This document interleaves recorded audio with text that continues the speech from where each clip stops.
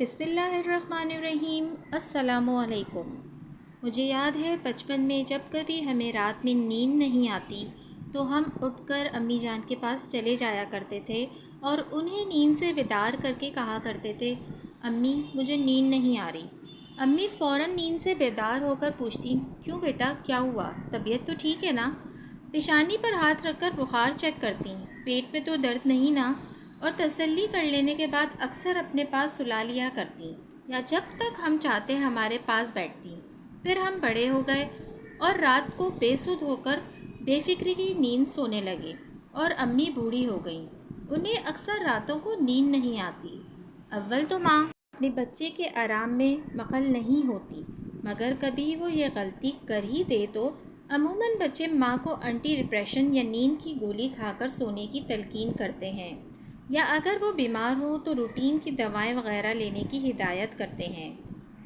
دراصل بچپن میں اور بڑھاپے میں کافی مماثلت ہے، دونوں عمروں میں کسی انجانی بات پر دل مضطرب ہو جاتا ہے، مگر خوش نصیب بچوں کا یہ اضطراب ان کی مائیں اپنے ہاتھوں کے لمس سے ہی دور کر دیتی ہیں۔ اکثر کسی بات پر روتے ہوئے بچے کا سر جب ماں اپنی گود میں رکھ کر ہاتھوں کی انگلیوں سے سہلائے تو یکدم بچہ سکون پا جاتا ہے۔ شاید ہم سمجھ ہی نہیں پائے کہ ہمیشہ بے چینی کا علاج گولیاں دوائیں نہیں ہوتیں، کبھی کبھی ماؤں کو بھی ہمارے ہاتھوں کے لمس درکار ہوتے ہیں، کبھی کبھی ان کے ناتواں جسم ہمارے مضبوط ہاتھوں سے آرام کے متلاشی ہوتے ہیں۔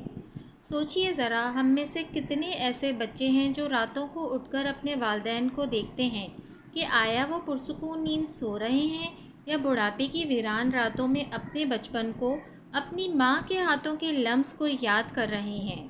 اپنے ماں باپ کے پاس بیٹھ کر تھوڑا ٹائم گزار کر آپ بھی انہیں ویسا لمس، ویسی شفقت محسوس کروا سکتے ہیں جیسی انہوں نے آپ پر کی تھی، اور کتنی پریشانیاں اور بیماریاں تو ماں باپ کی بھی ختم ہو جاتی ہیں جب اولاد ان کے پاس بیٹھ کر انہیں اپنی محبت بھری باہوں کے حصار میں لے کر حال پوچھے، انہیں اپنی شفقت اور محبت اور موجودگی کا احساس دلاتے ہیں۔